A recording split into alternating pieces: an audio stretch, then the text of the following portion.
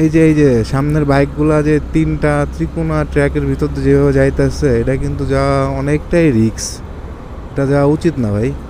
কারণ আমরা তো অনেকে বুঝি না, গ্যাপ পাইলে ঢুকাই দেয়। হাইওয়ের ভিতরে যেইভাবে পার হয়ে গেল, 19-এর থেকে 20 যদি একটু ট্র্যাক একটা এদিক ওইদিক হয়, নির্ঘাত অ্যাক্সিডেন্ট, নির্ঘাত। এটার কোনো নাই। তো আমার কেন প্রয়োজন এইভাবে যাওয়ার? একটু আরামে যাই, রিল্যাক্সে যাই। শুধু শুধু একটু আগে যাওয়ার জন্য ট্র্যাকের ভিতর দিয়ে চিপা চাপা দিয়ে ঢুইকা রিস্ক নেওয়ার কোনো প্রয়োজন আছে?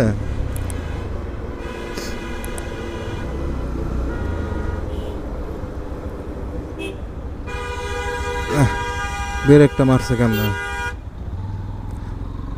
ব্রেকটা দিছে কিভাবে? ও, বলতে বলতে কেবল তো শুরু।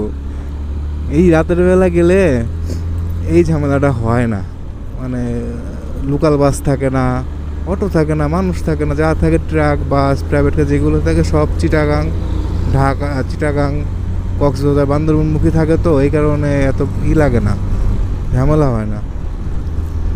দিনের বেলা গেলে এইটা ভোগা লাগে। তবে হচ্ছে কি, ডাকাত থেকে বাঁচা যায়, ঝামেলাটা ভুগতে হয়।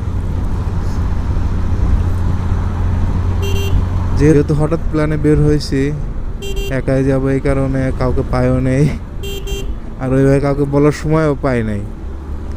তো এই কারণে চিন্তা করলাম যেহেতু একাই রাইড করে যেতে হবে, তাই দুপুরই বের হই, যাতে যে রোডগুলো ঝামেলা ওই রোডগুলো আগে আগে পার হতে পারি।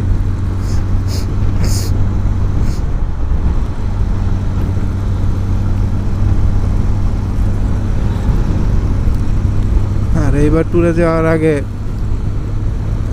ট্যুরের ব্যাগে তো এক ব্যাগে দুজনে কাপড় ভরছি, যদিও তার ভিতরে কাপড় নেওয়া হয় নাই, জাস্ট 2-3টা গেঞ্জি আর সেকেন্ডারি জুতা, আর হচ্ছে রেনকোট দিয়ে ব্যাগ ফেলছি ভইরা। কারণ যে যদি বৃষ্টি নেমে যায় তখন কি করার? এখনের সিজন তো এই রোদ এই বৃষ্টি, এই কারণে সেফটি আগে নিয়ে নিছি, রেনকোট নিয়ে বেরোইছি। বৃষ্টি নামলেও সমস্যা নাই, চলবে।